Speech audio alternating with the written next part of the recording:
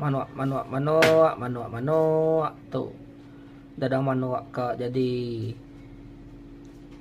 ngadu manuk gulung. Aku nadai mesin, aku berketuk lah aku mepat isi dada manuk ataupun ayam. Isi ayam buat golong-golong dia nanti.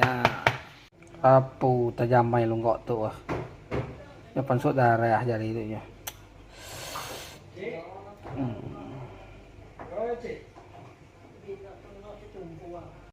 Macam tu lah isi ayam yang saya sudah cincang ataupun pepat-pepat halus. Nampak? Tengok? Kan? Okey, kita ke seterusnya. Okey, yang ini yang saya sudah campur sayur. Bahan-bahannya yang saya gunakan adalah seperti daun bawang, buah sengkuang, carrot, bawang putih, bawang merah. Okey guys. Isi manuk pepat gulung.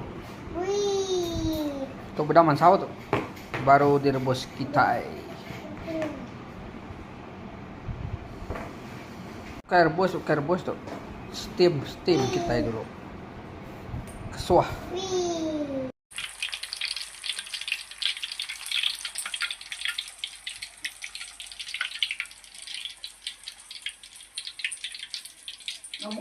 Kan Kediri Empu.